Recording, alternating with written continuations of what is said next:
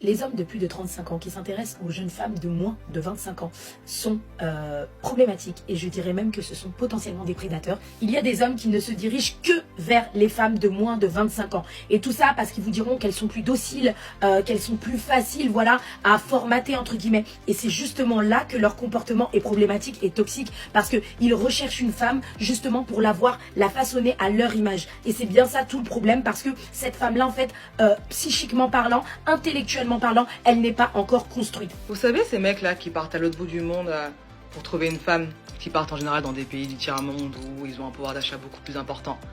Je me dis, c'est ouf.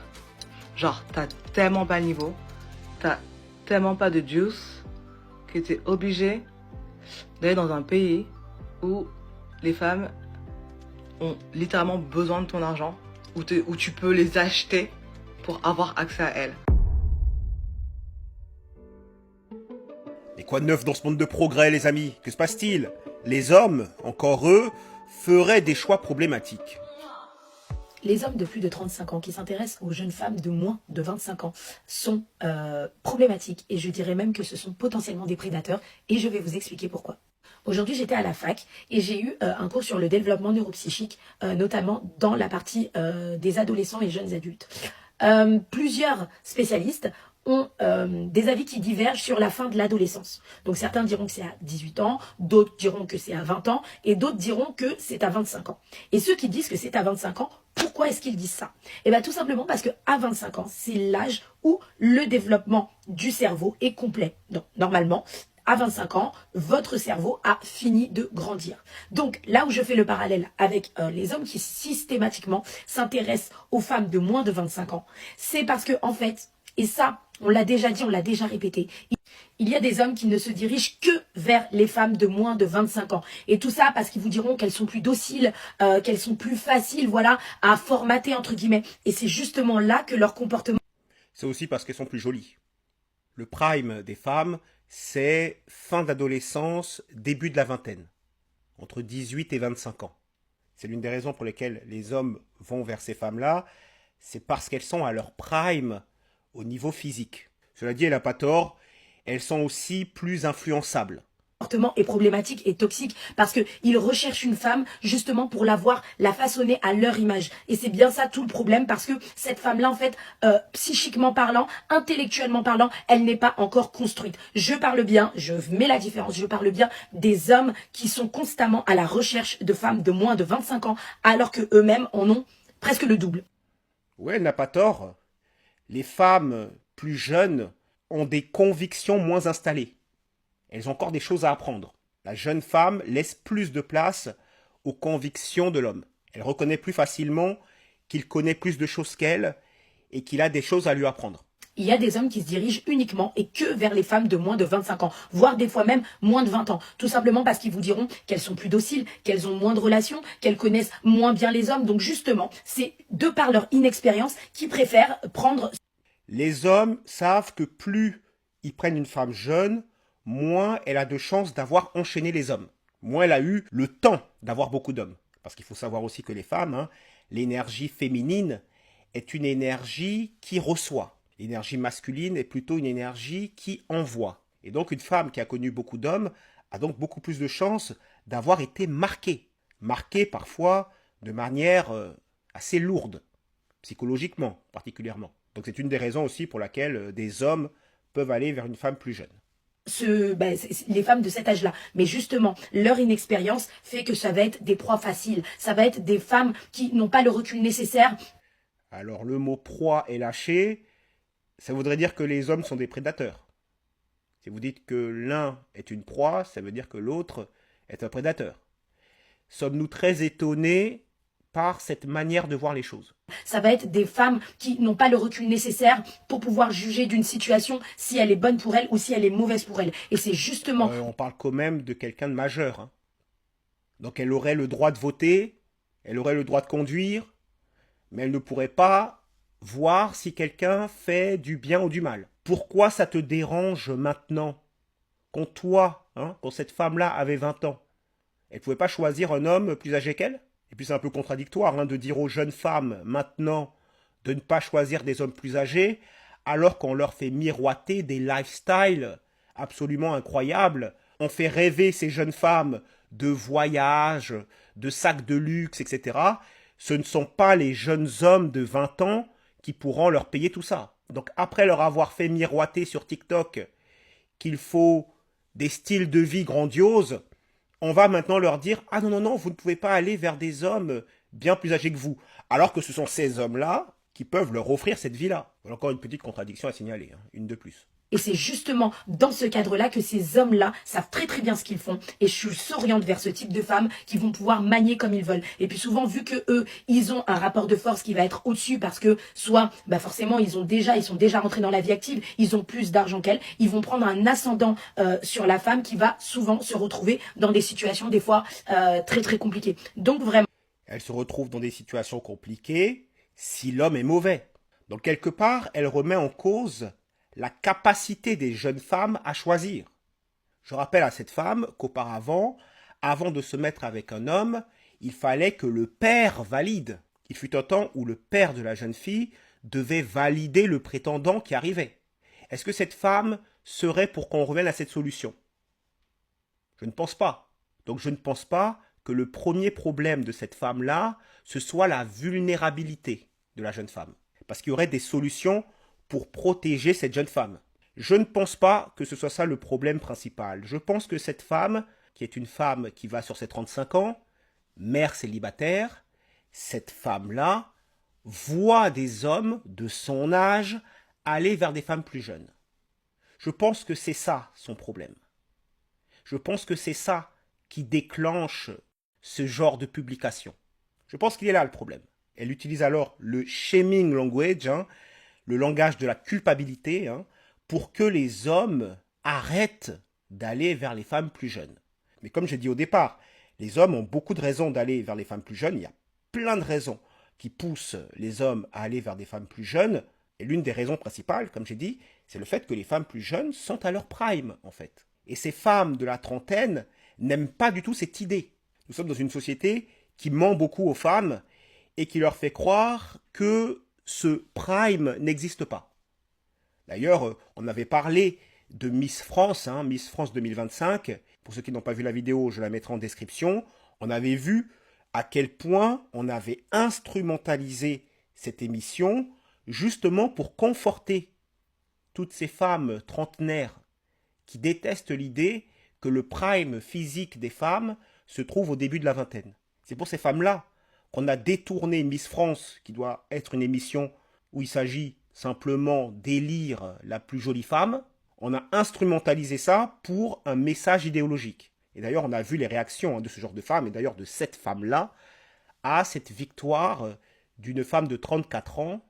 Miss France est une femme de 34 ans, qui a été élue Miss France par un jury composé exclusivement de femmes d'une moyenne d'âge de 50 ans. Non, mesdames, vous n'êtes pas périmées après 30 ans. Le fait que Miss Martinique ait gagné ce soir vous le prouve. Honnêtement, elle le mérite. Mais fois 1000, 35 ans, enfin, je sais plus, elle a 34 ou 35, mais vraiment, elle le mérite, n'en déplaise aux rageux. C'est ça qui nous prouve qu'en fait, voilà, à un moment donné, on est des femmes, on s'exprime de mieux en mieux. Et la beauté d'une femme, c'est vraiment quand elle arrive à ce moment-là, au moment où elle est le plus aboutie, c'est à peu près à la trentaine. Encore une fois, félicitations Angélique, tu le mérites, n'écoute surtout pas les critiques. Donc maintenant, c'est aux femmes de décider qui est la femme la plus jolie.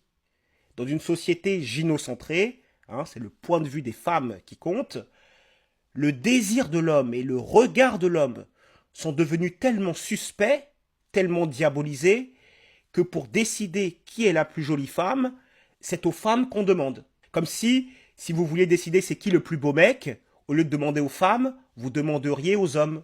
Ce seraient les hommes qui diraient qui est le mec le plus beau. On voit tout de suite à quel point c'est absurde. Mais dans une société féministe gynocentrée, ce n'est plus du tout absurde que ce soit des femmes, qui puisaient des femmes âgées, qui décident de qui est Miss France, qui est la femme la plus jolie. Parce que les hommes ne sont plus légitimes. On s'en fiche de la vie des hommes. Ça, c'est la marque d'une société féministe et gynocentrée. Et ça me donne l'occasion de parler aux hommes. Les hommes, lorsqu'ils font dans l'exagération, lorsqu'ils font dans l'outrance, parce que dire qu'une femme, dès qu'elle passe 30 ans, est périmée, c'est de l'outrance en fait, c'est de l'exagération. Quand les hommes font ça, il y a pas mal d'hommes qui font ça.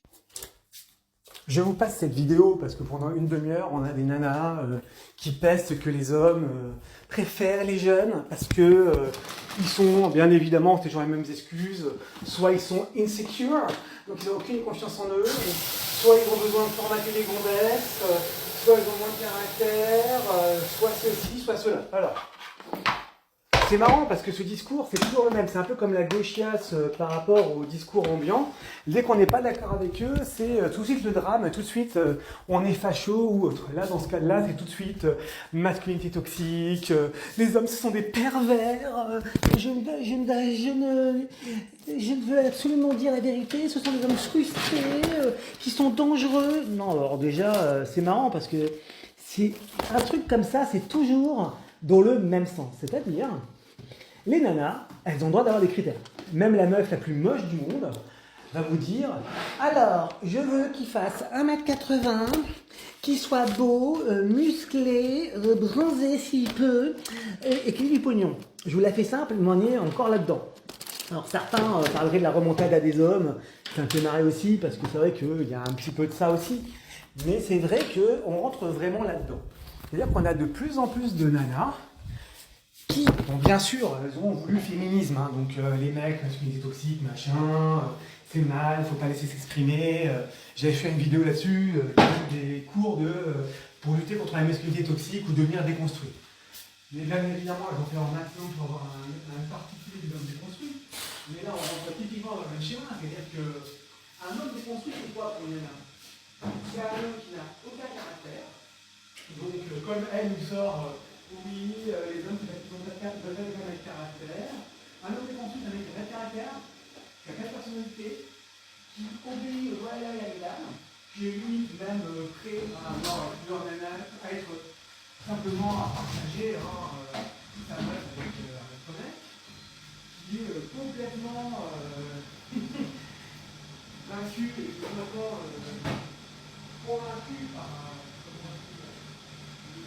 on est totalement d'accord. Donc on est typiquement donc les gonzesses qui te disent oui les mecs veulent des jeunesses mais parce que elles ont trop de caractère pour les formater, etc. Un homme déconstruit, hein, c'est juste un homme sans personnalité, inexpérimenté, qui est généralement moche, qui généralement n'a aucun être humain, et bien évidemment j'en passe et des meilleurs. Je pense faire la définition, je vous laisse aller chercher sur internet, on va trouver assez facilement. Donc c'est assez simple, c'est vraiment typiquement ça. Donc le mec qui sert à rien, qui est inexistant. Je me souviendrai toujours d'une époque, j'étais avec une nana et on voyait vraiment, donc je voyais malheureusement, je dînais avec elle le vendredi, effectivement, je voyais donc sa mère, donc jusque-là, tout va bien, sauf que quand je voyais sa mère et son père n'osait pas dire un mot, c'est-à-dire que le mec, il fermait sa gueule, il était complètement inexistant à chaque fois. Donc j'étais seul à faire un petit peu, à parler, etc. Attention, hein, ça n'est pas prendre trop la parole, ça n'est pas trop monopoliser la parole, hein, parce que madame voulait avoir le beau rôle et voulait que son mari s'écrase. Et c'est aussi pour ça que j'ai cité la meuf en question, indépendamment du fait qu'elle avait un frère lequel était totalement fusionnel, qu'elle croyait tout ce qu'il disait. Quand on a certaines expériences comme les miennes, on a un certain nombre de sujets, son frère c'était même il y a une grosse connerie du monde. C'est toujours le meilleur. Bon, après, on va dire que c'est la famille qui protège. Bon, par un moment, quand quelqu'un est con, ou quand on est avec des beaucoup plus pertinents, voilà, tout de suite, on est plus, on passe. Et donc, j'avais évité parce que je ne voulais pas finir castré comme le père en question. Et le père en question, je trouve comme ça. Voilà, il y a des choses comme ça, quand on est là, vraiment, on a souvent, c'est parce qu'on a des choix ou parce qu'on a des choses qui ne nous plaisent pas. Et donc, on revient sur ces choses déconstruites. Et donc, les nanas, elles veulent être déconstruites, soit en tout cas, elles ont tout fait pour que les mecs le sont, du moins. Là-dessus, en vérité, on va avoir des mecs qui sont un petit peu punchy, autoritaires, voire macho. Et je suis convaincu que c'est aussi pour ça qu'une bonne partie d'entre elles sortent avec des racailles, parce qu'elles veulent malgré tout, elles veulent dire, elles veulent faire, elles veulent que ce genre de personnes qui, effectivement, de certaines autorités, dirigent un peu les choses, prennent des initiatives. Donc après, les dames, elles sont montées. Donc c'est marrant, vraiment.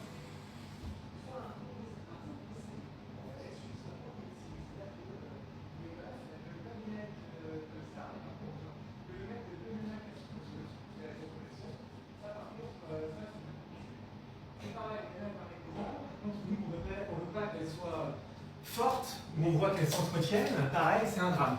Ah ouais, grossophobie, c'est marrant, comment c'est toujours pareil. Donc en fait, les vérités, on va expliquer avec vous, donc bien évidemment. Moi qui suis le premier, parce que j'ai eu la chance effectivement de sortir quand j'étais plus jeune, avec des nanas qui étaient plus jeunes, et je continue, d'ailleurs, je suis le premier, j'assume tellement. La réaction est simple, c'est que d'une part, si les femmes de 35 ou 40 ans que je côtoie s'entretenaient autant, ou étaient aussi belles que les femmes de 25 ans, on ne se posait pas la question. Les femmes de 35 ans, 40 ans, en tout cas pour celles que j'ai connues, je n'ai pas connu vraiment les bonnes, elles ne s'entretiennent pas. Donc moi, à partir du moment où moi je m'entretiens, j'en attends autant de ma partenaire. Après on dira masculinité toxique, on va me faire lever le bouclier, c'est pas cool ce que tu dis, écoutez, je vais faire sûrement des haters, mais à un moment, la réalité, elle est là. Donc c'est pas parce que, effectivement, si moi je m'entraîne, j'ai tout pour être encore musclé, beau gosse, avoir une ligne, c'est pas pour que je tape sur quelqu'un qui est tout le contraire. Même si on pourrait toujours tenter de la changer. Donc il faut dire les choses comme elles sont, ça sert à rien à pipoter, il faut dire les termes. Après, il est vrai également que quand on fait partie des pourcentages de personnes qui sont propriétaires, qui ont effectivement qui ont un certain nombre d'avantages, des hommes de haute valeur, on ne va pas sortir avec n'importe quoi. Un homme de haute valeur ne va pas sortir avec la première nana qu'il trouve. Et a fortiori, quitte à dépenser de l'argent pour une femme, si on sort de l'égalité homme-femme, autant dépenser quelque chose pour une femme qui a un corps superbe. Oui, on va me dire oui, mais effectivement, la beauté, ça n'est pas tout. Oui, la beauté, ça n'est pas tout. Vous êtes bien d'accord, hein. Nous sommes bien d'accord. Mais ça peut pardonner beaucoup plus de choses si tu as un physique un peu léger, d'accord? Et oui, c'est une réalité de terrain, là encore. Je sais, je dis les termes, on va peut-être boycotter la vidéo, dire du mal de moi, je suis un peu extrême dans les propos. Allez, là, maintenant. Si on veut rentrer par rapport à ces propos, donc déjà pour le côté déconstruit, et nous on veut des femmes qui ne soient pas formatées, déjà la réponse est faite. Un homme déconstruit, ce n'est pas moins que ça. Hein, donc un homme déconstruit, c'est l'équivalent côté Gondès. Hein, donc ce qu'elle demandera, donc à un moment, on va arrêter de se jeter la pierre de minutes. Donc nous, on a des critères, par contre, on n'a pas le droit d'en avoir. Quand une femme a des critères, c'est normal et exigeant. Quand un mec a des critères, il est macho, ou pervers narcissique, ou masculinité toxique, ou que sais-je encore. C'est quand même marrant ces deux discours. Après, on va regarder en réalité. Donc la réalité, effectivement, tout comme la femme cherche le partenaire alpha qui est le meilleur reproducteur, qui en tout cas semble avoir les meilleurs gènes pour se reproduire, l'homme est pareil. L'homme a besoin effectivement à un moment donné, on déplaise à certains, effectivement d'avoir une partenaire avec laquelle il envisage de donner son sang, sa chair, et d'avoir une descendance. Donc effectivement, les gènes d'une nana de 25 ou 30 ans, qui peuvent encore en avoir, ne sont pas les mêmes qu'une nana de 25 ou 30 ans. On déplaise à certaines, même si certaines sont entretenues. Donc après, qu'on soit bien clair. Je ne dis pas que toutes les nanas de 35-40 ans ne prennent pas soin d'elles et sont toutes insortables. Je sois bien clair, je ne dis pas ça. Tout comme je dis que toutes les filles de l'Est, ou effectivement du tiers-monde, comme certains disent, type. Tiers-monde, il faut y aller vite, hein. Sinon il faudrait partir par la France, mais Thaïlande, Vietnam, Chine, etc. C'est quand même moins. Voilà. Effectivement, on peut dire ce qu'on veut, mais.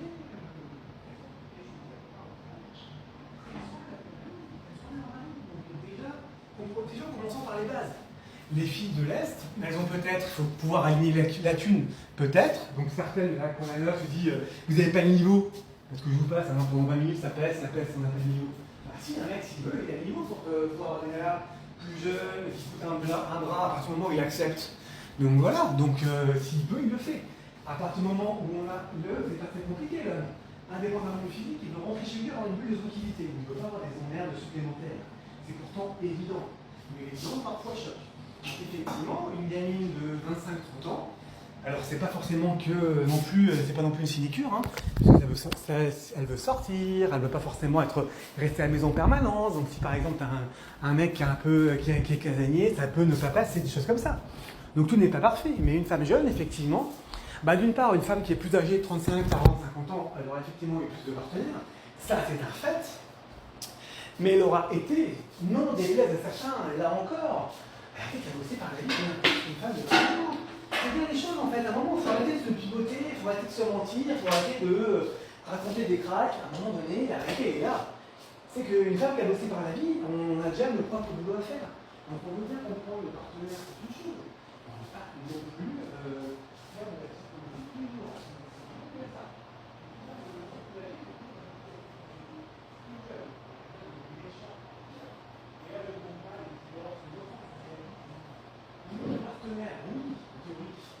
personnes de plus âgées sont beaucoup plus partenaires que les plus jeunes. C'est pas fait. Quoique maintenant, les jeunettes, elles sont aussi plaisir. Donc il y a le côté génétique, il y a le côté